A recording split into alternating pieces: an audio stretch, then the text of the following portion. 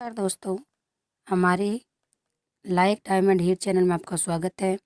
जैसा कि आपको पता है, हम यूजीसी नेट जेआरएफ की तैयारी कर रहे हैं। हमारी इसी चैनल पे फर्स्ट यूनिट चल रही है और साथ ही क्योंकि कोर्स लंबा है और पता नहीं एग्ज़ाम कब करवा दे, तो हम 21/7 हिंदी कहानी 21/7 में इतनी कहानियाँ दे रखी है। देखो ये सारी, पहले मैं आपको सिलेबस दिखा देती हूँ कि 21/7 में क्या दे रखा है, ताकि हमें पढ़ने में इजी रहे अपना। ठीक है, तो ये देखो, ये 21/7 में इतनी कहानियाँ दे रखी है। इन कहानियों में क्वेश्चन आते हैं, अलग अलग डिवाइडेशन में दे रखा है, तो हम इन कहानियों को साथ साथ ही पढ़ेंगे जल्दी जल्दी, ताकि हमारा सिलेबस कवर हो जाए। ठीक है दोस्तों, तो आप इस सिलेबस को देख लेना। इस सिलेबस के अकॉर्डिंग ही हम चलेंगे, इससे बाहर कुछ नहीं करेंगे। ठीक है, ये देखो दोस्तों, 21/7 की पहली कहानी है हमारे राजेंद्र बाला घोष दुलाई वाली। ठीक है, तो ये दुलाई वाली कहानी है, इसको हम यहाँ पढ़ते हैं। एक आधा क्वेश्चन यहाँ से आ सकता है। हिंदी कहानी के आरंभिक रचनाकारों में राजेंद्र बाला घोष का स्थान सर्वोपरि है। ये बंग महिला के नाम से प्रसिद्ध है। ठीक है, बंग महिला के नाम से राजेंद्र बाला घोष हिंदी की प्रथम मौलिक कहानी लेखिका के रूप में चिर स्मरणीय है। इन्होंने हिंदी में बहुत सी बंगला कहानियों का अनुवाद प्रस्तुत करके आधुनिक हिंदी कहानी का पथ प्रशस्त किया।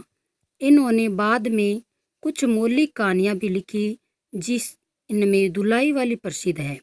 दुलाई वाली कहानी को हिंदी की प्रथम मौलिक कहानी माना गया है। ठीक है, तो अपने सिलेबस में दुलाई वाली कहानी है। यह वर्ष 1907 में सरस्वती पत्रिका में प्रकाशित हुई थी।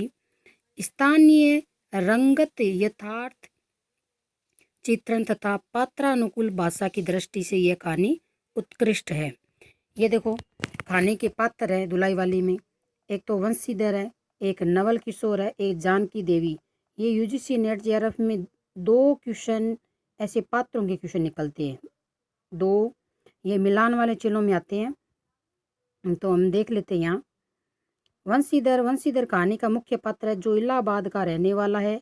वह सतर्क बुद्धि वाला तथा उत्साही व्यक्ति है। इलाहाबाद का रहने वाला, ठीक है, ये बुद्धिमान और उत्साही व्यक्ति है। नवल किशोर वंशीधर का मम्मेरा भाई है। ठीक है, ये मम्मेरा भाई। उसे हंसी मजाक करना अत्यंत ही पसंद है। जानकी देई वंशीधर की पत्नी है। वह एक सामान्य गृहस्थ महिला है। यह कहानी के विकास में उत्प्रेरक की भूमिका निभाती है। नवल किशोर की पत्नी वंशीधर की सास, साली, इक्के वाला, रेल की यात्रा अन्य पात्र है, जो कथा में प्रसंगवश आते हैं तथा अपनी सक्रिय उपस्थिति से कथा को रोचक और जीवंत बनाते हैं। ठीक है, ये पात्र हमें देखने हैं, इन पात्रों का विशेष ध्यान रखना है।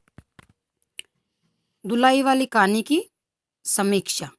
अब ये दुलाई वाली कहानी है, इसको देखो, कैमरे को थोड़ा शॉर्ट कर लेती हूँ दोस्तों। दुलाई वाली कहानी मनोरंजन प्रधान कहानी है। ठीक है, मनोरंजन प्रधान कहानी है। इस कहानी का आरंभ काशी से होता है। ये जो आता है ना, इसकी कहानी का मुख्य उद्देश्य क्या है, कहाँ है, कैसे रची है, कौन सी जगह की बात चल रही है, इन पे कहानी में क्या है, उपन्यास में इनमें ध्यान दिया जाता है। पिछली बार एक क्वेश्चन आया था कि वो पता नहीं क्या आया था कि कौन सी पार्टी से है, एक बंदे का क्वेश्चन आया था, हम पता नहीं, वो क्वेश्चन मेरा तो पढ़ा हुआ ही नहीं था। तो इस कहानी का आरंभ काशी से होता है तथा अंत इलाहाबाद तक की यात्रा होती है। काशी से लेके इलाहाबाद तक की यात्रा है ये।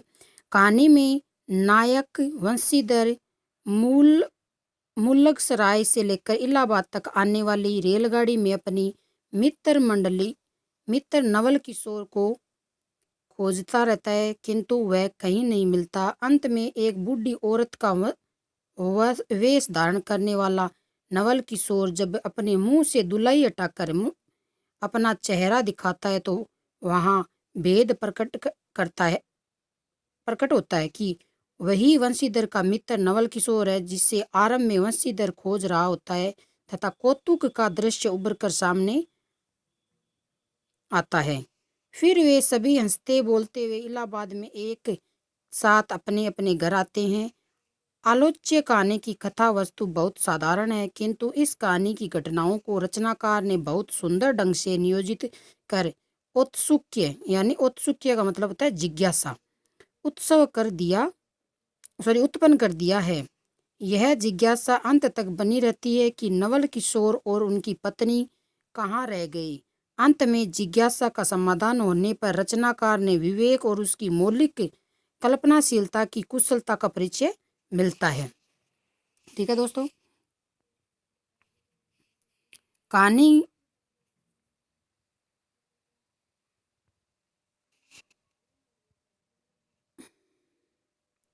कहानी की संपूर्ण कथा दो पात्रों पर केंद्रित है, जिसमें वंशीधर और नवल किशोर प्रमुख है।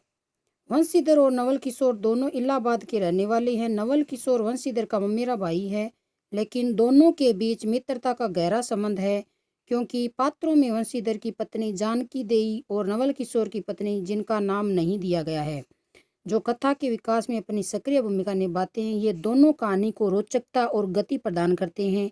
कहानी में जिन घटनाओं, परिस्थितियों और मानसिकता का चित्रण हुआ है, वह तत्कालीन समाज के आसपास की है। रेलवे स्टेशन, तार इक्का, घोड़ागाड़ी, खोमचेवाला इत्यादि प्रसंग कथा की विश्वसनीय को बढ़ाते हैं। इस कहानी में काशी के लोगों की दिनचर्या तथा रेल में बैठे यात्रियों का संजीव चित्रण हुआ है। यह कहानी एक मनोरंजक प्रधान कहानी है, इसीलिए इसका घटनाक्रम भी इसके उद्देश्य के आसपास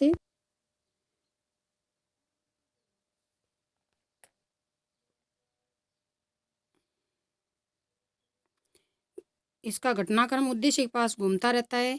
इस प्रकार दुलाई वाली कहानी में लेखिका ने मनोरंजन हेतु हास्य की सृष्टि की है। इस हास्य सृजन में परंपरा से हटकर मौलिकता और कल्पनाशीलता का अद्भुत प्रयोग किया है। कहानी में काशी और उसके आसपास के जनजीवन का बहुत स्वाभाविक चित्रण प्रस्तुत किया गया है। साथ ही स्त्री और पुरुष की सोच और मनोभावों का भी सुंदर चित्रण है। इस कहानी में देसी धोती और विलायती धोती के माध्यम से अंग्रेजी पहनावे व वस्त्रों के उपयोग पर व्यंग्य भी किया गया है। नवल किशोर की बहू के संबंध में मिर्जापुर की ग्रामीण महिलाओं के वार्तालाप के माध्यम से नारी मनोविज्ञान का सुंदर चित्रण हुआ है। अतः कह सकते हैं कि हिंदी कहानी के प्रारंभिक विकास की अवस्था में जिस प्रकार की कहानियों का सृजन हो रहा था, उसकी तुलना में इस कहानी की कथा पूर्णतः मौलिक, सहज और गतिशील है। तो आज की पहली हमारी यही कहानी थी इकाई 7 से कहानी विकास में। तो दोस्तों, क्वेश्चन पढ़ना है, इस कहानी को 5-7 मिनट देने हैं और हमें अपने नेट JRF क्लियर करना है।